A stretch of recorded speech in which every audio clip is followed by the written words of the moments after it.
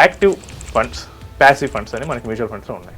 ఆ ప్యాసివ్ ఫండ్స్లో మనకి ఇండెక్స్ ఫండ్స్, ఈటీఎఫ్స్ ఉన్నాయి. వీటిలో ఇన్వెస్ట్ చేయడం బెటర్. ఇప్పుడు క్రికెట్ టీంలో 11 మందిలో దేశంలో 140 కోట్ల మంది 11 మందిని ఎలా పిక్ చేస్తున్నారు? అలాగే స్టాక్స్లో కూడా బాగా పెర్ఫామ్ చేసే స్టాక్స్ని పిక్ చేయటం వల్ల ఏది మంచిదన్నది ఇన్వెస్టర్ యొక్క రిస్క్ అప్టైట్ని బట్టి. సార్, కాంట్రా ఫండ్స్ అంటే ఏంటి? వీటిని అసలు ఎలా పోర్ట్ఫోలియోలో యాడ్ చేసుకోవాలి? యాడ్ చేసుకుంటే ఎంత పర్సెంటేజ్ వరకు ఉంచుకోవచ్చు? కొన్ని స్టాక్స్ ఏమవుతాయంటే ఒక 5 years కాంపిటీషన్ వల్ల కావచ్చు, పెరిగిపోవటం వల్ల కావచ్చు, ఒక 5 years అలాగే ఉంటాయి. కానీ లాంగ్ పీరియడ్లో ఒకసారి వాడికి ఎప్పుడైతే మూమెంట్ వస్తుందో, ఇన్వెస్టరు పెట్టేది చాలా తక్కువ అమౌంట్ అనుకోండి, ఒక 2,000 5,000 అనుకోండి, మనం ఏం చేయలేము. అక్కడ కాంట్రాక్ట్ కూడా ఉండదు. మల్టీయో ఫ్లెక్సియో ఒకటో రెండో ఇస్తాం. ఇన్వెస్టర్ ఎక్కువ అమౌంట్ పెట్టాడు, సిప్ రూపాయన ఒక 50,000 1,00,000. సో నేనేం చెప్తున్నానంటే మధ్యతరగతి వారి పేదవారు ఖచ్చితంగా ఈక్విటీస్లోకి రండి, కానీ ట్రేడింగ్ వద్దు, సేవింగ్స్ వద్దు, అది కూడా ఎక్కువ బ్రెయిన్ పెట్టవద్దు. డైవర్సిఫైడ్ ఈక్విటీ మ్యూచువల్ ఫండ్స్ ఒక ప్రొఫెషనల్ డిస్ట్రిబ్యూటర్ లేదంటే అడ్వైజర్, ఫైనాన్షియల్ అడ్వైజర్ ద్వారా వస్తే చక్కగా ఆర్థిక లక్ష్యాన్ని నెరవేర్చుకోవచ్చు. హాయ్, ఐడ్రీమ్ ప్రేక్షకులకు స్వాగతం. నేను మీ సాయిరామ్ని. మనతో ఉన్నారు AMFI registered mutual fund distributor Bonagala Salman గారు. సార్ని అడిగి మ్యూచువల్ ఫండ్ ఇన్వెస్ట్మెంట్స్లో కొన్ని డౌట్స్ క్లియర్ చేసుకుందాం. సాల్మన్ గారు, నా దగ్గరకు వచ్చే క్లయింట్స్ చాలా కామన్ డౌట్స్ ఫ్రీక్వెంట్గా అడుగుతుంటారు. అందులో కొన్ని నేను తీసుకొచ్చాను ఈరోజు. వాటిని మీ ద్వారా ఎక్స్ప్లెయిన్ చేద్దాం, doubt clarification. So active funds, passive funds అని మనకి మ్యూచువల్ ఫండ్స్లో ఉన్నాయి. ఆ ప్యాసివ్ ఫండ్స్లో మనకి ఇండెక్స్ ఫండ్స్, ఈటీఎఫ్స్ ఉన్నాయి. సో వీటిలో ఇన్వెస్ట్ చేయడం బెటర్, అండ్ వీటిలో ఇన్వెస్ట్ చేస్తే మనకి ఎక్కువ రిటర్న్ వస్తుంది. సో వీళ్ళందరూ ఏం చేస్తారంటే మనకి యూట్యూబ్లో ఇండెక్స్ ఫండ్స్లో పెట్టమంటున్నారు కదా, సో అందులో పెడితే ఎక్కువ వస్తుందా, లేకపోతే ఒక యాక్టివ్ గ్రోత్ ఫండ్లో పెడితే వస్తుందా అని అడుగుతున్నారు. సో దాన్ని మీ ద్వారా క్లారిఫికేషన్. సాయి గారు మంచి క్వశ్చన్ అడిగారండి. ఇప్పుడు చూడండి, active funds versus passive funds అంటే నా ఉద్దేశం కామన్ మ్యాన్కి అర్థం కావాలి కాబట్టి మళ్ళీ ఒకసారి నేను డెఫినేషన్ చెప్తాను. ప్యాసివ్ ఫండ్స్ అంటే ఇక్కడ ఫండ్ మేనేజర్ రోల్ ఏమి ఉండదు. ఇప్పుడు సెన్సెక్స్ ఉంది, సెన్సెక్స్లో ప్రతి కంపెనీకి ఒక వెయిటేజ్ ఉంటుంది. యాజ్ ఇట్ ఈజ్గా పెడితే దాన్ని సెన్సెక్స్ ఫండ్ అంటారు. నిఫ్టీ ఫండ్, నిఫ్టీలో ప్రతి కంపెనీకి ఒక వెయిటేజ్ ఉంటుంది. అంటే 5% ఈ కంపెనీలో చేయాలి, 4% ఈ కంపెనీ, యాజ్ ఇట్ ఈజ్. అంటే ఫండ్ మేనేజర్ రోల్ ఏమి ఉండదు. ప్యాసివ్ అంటే ప్యాసివ్ ఫండ్స్ సెన్సెక్స్ ఫండ్స్ కావచ్చు, నిఫ్టీ ఫండ్స్ కావచ్చు, నిఫ్టీ మిడ్ క్యాప్ 150 కావచ్చు, నిఫ్టీ 500 కావచ్చు. ఇవి ఇండెక్స్ ఎంత రిటర్న్ వస్తుందో యాజ్ ఇట్ ఈస్గా రిప్లికా ఒక 0.001% అటు ఇటుగా ఉంటుంది. ట్రాకింగ్ ఎర్రర్ ఉంటుంది, యాజ్ ఇట్ ఈస్గా వస్తుంది. ఓకేనా? అంటే ఇక్కడ ఇండెక్స్ ఫండ్స్ ఎందుకు బహుళ ప్రాముఖ్యం పొందినాయి అంటే, ఇండెక్స్ ఫండ్లో ఫండ్ మేనేజర్ రోలే ఉండదు. అంటే అతనికి ఫీజు ఇవ్వటం కానీ ఖర్చులు కానీ ఏమి ఉండవు. సో ఇండెక్స్ ఫండ్స్లో ఎక్స్పెన్స్ రేషియో తక్కువ ఉంటుంది. అయితే బయట దేశాల్లో ఇండెక్స్లో ఎక్కువ, చాలా ఎక్కువ. అందుకని వాళ్ళు ఏం చేస్తారు, గుడ్డిగా ఇండెక్స్ ఫండ్స్లో పెడుతుంటారు. మన దగ్గర లిమిటెడ్ ఇండెక్స్ ఫండ్స్. అయితే యాక్టివ్ ఫండ్ అంటే ఏమిటంటే, యాక్టివ్ ఫండ్లో ఫండ్ మేనేజర్ రోల్ ఉంటుంది. ఇప్పుడు సపోజ్ నేను అర్థం కావడం చెప్తున్నా, లార్జ్ క్యాప్ ఫండ్, దీనికి బెంచ్ మార్క్ ఏముంటుంది, నిఫ్టీ 100. యా, బెంచ్ మార్క్ అంటే అందులో నుంచే తీసుకోవాలి. నిఫ్టీ 100కి 12% వచ్చినాయి అనుకోండి రిటర్న్స్. ఈ ఫండ్ మేనేజరు ఇందులోనేమో 100 కంపెనీస్లో యాజ్ ఇట్ ఈస్గా పెట్టాలి. ఇందులో ఏం చేస్తాడంటే అతను ఒక 30, 40, 50 అంటే బాగా పెర్ఫామ్ చేసే కంపెనీస్ని పిక్ చేసుకొని బాగా పెర్ఫామ్ చేయని కంపెనీస్ని తగ్గిస్తే ఇతను ఈ ఇండెక్స్ ఫండ్ కంటే ఎక్కువ రిటర్న్ జనరేట్ చేసే అవకాశం ఉంది. ఇతను 12% జనరేట్ చేస్తే ఇతను 14 చేశాడు అనుకోండి, నాకు ఎక్స్పెన్స్ రేషియో పోతే మాత్రం ఏమిటి, నాకు 14% వచ్చింది కదా. 2% ఎందుకు మన దేశంలో యాక్టివ్ ఫండ్స్లో ఎక్కువ రిటర్న్స్ వస్తున్నాయంటే, most of the active funds fund మేనేజర్లు రీసెర్చ్ టీమ్ ఉండటం వల్ల ఎక్కువ రిటర్న్స్ ఇవ్వలేని స్టాక్స్ని అవాయిడ్ చేయటం వల్ల ఇప్పుడు క్రికెట్ టీంలో 11 మందిలో దేశంలో 140 కోట్ల మంది 11 మందిని ఎలా పిక్ చేస్తున్నారు? అలాగే స్టాక్స్లో కూడా బాగా పెర్ఫామ్ చేసే స్టాక్స్ని పిక్ చేయటం వల్ల most of the active funds అంటే మిడ్ క్యాప్ కావచ్చు, స్మాల్ క్యాప్ కావచ్చు, మల్టీ కావచ్చు, బెంచ్ మార్క్ని బీట్ చేస్తుంది కాబట్టి యాక్టివ్ ఫండ్స్ పిక్ చేసుకుంటున్నారు. మరి మీరు ఇందులో యాక్టివ్ ఫండ్స్లో రిస్క్ ఎక్కువ ఉంటుంది, రిటర్న్ ఎక్కువ వచ్చే అవకాశం ఉంది. రెండు ఉంటాయి. రిటర్న్ అన్న దగ్గర ప్రతి చోట రిస్క్ ఉంటుంది. ప్యాసివ్ ఫండ్స్లో యాజ్ ఇట్ ఈస్కి ఇండెక్స్ రెప్లికా ఏది మంచిది అన్నది ఇన్వెస్టర్ యొక్క రిస్క్ అప్టైట్ని బట్టి. జనరల్గా ఏమిటంటే రిటర్న్స్ ఎక్కువ కావాలన్నప్పుడు, అంటే ఇండెక్స్లో ఏమిటి, ఒక్కొక్కసారి ఏదైనా కంపెనీ ఫ్రాడ్ అయింది సపోజ్, అయినా ఇండెక్స్లో ఆ వెయిటేజ్ ప్రకారం అలా ఉంచేస్తాడు. ఇక్కడ యాక్టివ్ ఫండ్లో ఫండ్ మేజర్ ఆ కంపెనీలో ఏదన్నా స్కామ్ బయటకు వచ్చినప్పుడు టక్కన అది వదిలించుకుంటాడు. Okay. So active funds are good, index funds also good, active funds also good మీ యొక్క రిస్క్ అప్టైట్ని బట్టి. సో యాక్టివ్ ఫండ్స్లో ఎక్స్పెన్స్ రేషియో ఎక్కువ ఉంటుంది, రిటర్న్ ఎక్కువ వచ్చే అవకాశం ఉంది. నాకు ఎక్స్పెన్స్ రేషియో ఎందుకు, నాకు 15% వస్తుంది లేదంటే 13 వస్తుంది అనుకున్నప్పుడు యాక్టివ్ ఫండ్స్కి వెళ్ళొచ్చు. సో మా రీసెర్చ్ టీం కూడా డేటా అనాలిసిస్ అయితే చేసామండి. సో యాక్టివ్ ఫండ్స్ ఒక 8 years or 10 years పీరియడ్ తీసుకున్నప్పుడు, so there is a face, ఆ ఫండ్ ఇండెక్స్ని బీట్ చేయలేని ఫేస్ అయితే ఉంటుంది. సో ప్రతి ఫండ్కి ఉంది, కానీ క్రాస్ అయినప్పుడు 3 to 4% డిఫరెన్స్ బీట్ చేస్తుంది. అవును. సో 3 to 4% అంటే ఆల్మోస్ట్ మనకి 12% నిఫ్టీ ఇచ్చిందంటే ఆల్మోస్ట్ ఒక 20 to 25% రిటర్న్ ఎక్కువ. కాంపౌండింగ్ పాయింట్ ఆఫ్ వ్యూలో 10 years 15 years తో హ్యూజ్ డిఫరెన్స్, 1% డిఫరెన్స్తో కూడా power of company huge difference వస్తుంది. Most of the active funds బెంచ్ మార్క్స్ని బీట్ చేస్తున్నాయి ఇండెక్స్ ఫండ్స్ని, ఎక్సెప్ట్ లార్జ్ క్యాప్ ఫండ్స్.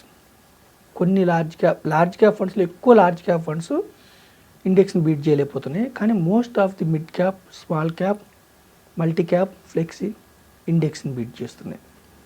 అయినా ఏదైనా ఇన్వెస్టర్ యొక్క రిస్క్ అప్టైట్ని బట్టి మనం సజెస్ట్ చేస్తాం, మనం డిస్ట్రిబ్యూట్ చేస్తాం. సార్ కాంట్రా ఫండ్స్ అంటే ఏంటి, వీటిని అసలు ఎలా పోర్ట్ఫోలియోలో యాడ్ చేసుకోవాలి, యాడ్ చేసుకుంటే ఎంత పర్సంటేజ్ వరకు ఉంచుకోవచ్చు? ఇప్పుడు చూడండి మనం సాయి గారు, మనం పోర్ట్ఫోలియో డిజైన్ చేసినప్పుడు ఫస్ట్ థింగ్ రిస్క్, గోల్స్ బట్టి చేస్తాం. ఈ క్రమంలో కాంట్రా ఫండ్స్ అంటే డిఫరెంట్ స్ట్రాటజీ, కాంట్రాడియన్ స్ట్రాటజీ. ఏమిటి, కొన్ని స్టాక్స్ యాక్చువల్గా ఫండమెంటల్గా స్ట్రాంగ్ ఉంటాయి. ఇందాక మనం మాట్లాడుకున్నాం, మీరు చెప్పారు మైక్రోసాఫ్ట్ అనో లేదా రిలయన్స్ అనో, ఇవి కొన్ని స్టాక్స్ ఏమవుతాయంటే ఒక 5 years, ఒక 7 years కూడా కాంపిటీషన్ వల్ల కావచ్చు, లేదంటే చాలా ఎక్కువ పెరిగిపోవటం వల్ల కావచ్చు, ఒక 5 years అలాగే ఉంటాయి. కానీ లాంగ్ పీరియడ్లో ఒకసారి వాడికి ఎప్పుడైతే మూమెంట్ వస్తుందో పెరుగుతూ ఉంటాయి. అంటే ఫండమెంటల్గా స్ట్రాంగ్ ఉంటాయి, లాభాలు బాగుంటాయి, అన్నీ బాగుంటాయి, మేనేజ్మెంట్ బాగుంటుంది. కొన్ని కారణాల వల్ల తక్కువలో ట్రేడ్ అవుతూ ఉంటాయి, వాటిని కాంట్రా ఫండ్స్ అంటారు. అయితే దాంట్లో ఇన్వెస్టరు పెట్టేది చాలా తక్కువ అమౌంట్ అనుకోండి, ఒక 2,000 5,000 అనుకోండి, మనం ఏం చేయలేము, మల్టీయో ఫ్లెక్సియో 1 or 2 ఇస్తాం. ఇన్వెస్టర్ ఎక్కువ అమౌంట్ పెట్టాడు, సిప్ రూపాయన ఒక 50,000 లక్ష, లేదు లంసమ్ రూపాయన ఒక 50 లక్షలు, ₹1,00,00,000 పెట్టాడు అనుకోండి. అప్పుడు మనము డైవర్సిఫికేషన్లో అన్నీ ఉండాలి. మల్టీ అసెట్ ఉండాలి, హైబ్రిడ్ ఉండాలి, బ్యాలెన్స్ అడ్వైజ్ ఉండాలి, లార్జ్ క్యాప్ ఉండాలి, మిడ్ ఉండాలి, స్మాల్ ఉండాలి, కాంట్రా ఉండాలి. సో మనం ఏం చేస్తాం, ఒక 7-8 రకాలు, 6 నుంచి 8 పోర్ట్ఫోలియో డిజైన్లో contra is good, contrarian strategy is good. కానీ అతను ఇన్వెస్ట్ చేసే అమౌంట్ని బట్టి, అతను ఉండే టైం పీరియడ్ని బట్టి మనం డిస్ట్రిబ్యూట్ చేయవచ్చు, సలహా ఇవ్వచ్చు. సో సార్, పోర్ట్ఫోలియో డైవర్సిఫికేషన్ కోసం మనము గ్లోబల్ ఈక్విటీస్ని యాడ్ చేయాలనుకుంటే, సో వాటిని ఎలా యాడ్ చేయాలి? సో నేను పోయి యూఎస్లో స్టాక్స్ కొనాలంటే అక్కడ పోయి డిమాట్ అకౌంట్ ఓపెన్ చేయాలా, లేకపోతే దానికి ఏమైనా ఈజీ వే ఉందా?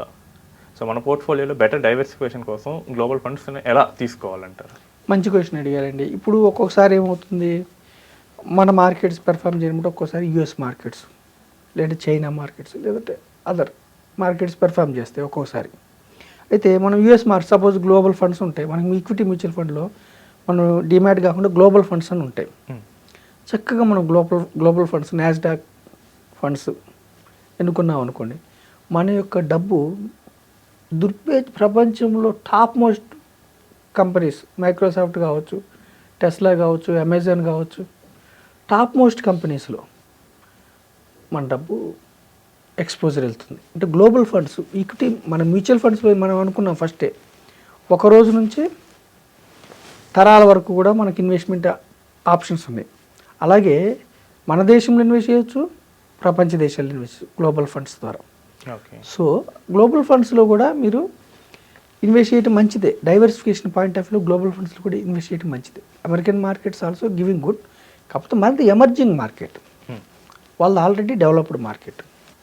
ఎప్పుడు కూడా ఎమర్జింగ్ మార్కెట్స్ని పట్టుకున్న వాళ్ళకే సంపద సృష్టించబడుతుంది. సో అందుకే ఎఫ్ఐఐలు ఏం చేస్తున్నారు, ఇండియాకి వచ్చి ఇన్వెస్ట్ చేస్తారు.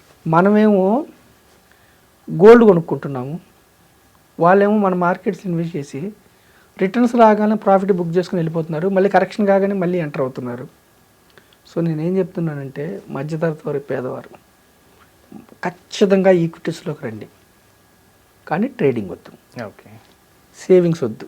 షార్ట్ పీరియడా ఎఫ్డీ చేసుకోండి, సేవింగ్స్ వద్దు, ఈక్విటీస్లోకి రండి. అది కూడా ఎక్కువ బ్రెయిన్ పెట్టొద్దు. డైవర్సిఫైడ్ ఈక్విటీ మ్యూచువల్ ఫండ్స్ ఒక ప్రొఫెషనల్ డిస్ట్రిబ్యూటర్ లేదంటే అడ్వైజర్, ఫైనాన్షియల్ అడ్వైజర్ ద్వారా వస్తే మీ యొక్క ఆర్థిక లక్ష్యాలు మీరు చక్కగా ఆర్థిక లక్ష్యాలు నెరవేర్చుకోవచ్చు. సార్ గోల్డ్ అన్నారు కదా, సో ఒక ఇన్వెస్టర్ గోల్డ్లో ఎంతవరకు ఇన్వెస్ట్ చేయొచ్చు అంటారు, ఏదర్ ఫిజికల్ ఫామ్లో కానీ ఫినాన్షియల్ ఫామ్లో కానీ? యాక్చువల్గా అండి గోల్డ్ అనేది మనకి ఫిజికల్ ఫామ్ అంటే ఎమోషనల్. భార్య, మన అమ్మగారు కానీ భార్య కానీ ఆడపిల్లలు, మనకి పిల్లలు ఉంటే ఒక ఫంక్షన్కి వాళ్ళు ధరించే ఫిజికల్ దానికి మించిన ఆనందం మనకు భూమి మీద ఉండదు. మనం వాళ్ళ అవసరాలు బట్టి మనం ఇవ్వచ్చు. అయితే ఇన్వెస్ట్మెంట్ పాయింట్ ఆఫ్ వ్యూలో కూడా మీరు గోల్డ్ చేసుకోవచ్చు. గోల్డ్ ఎప్పుడు కూడా హిస్టారికల్ ఏదో కొన్ని సందర్భాల్లో నెగిటివ్ రిటర్న్స్ వచ్చినాయి.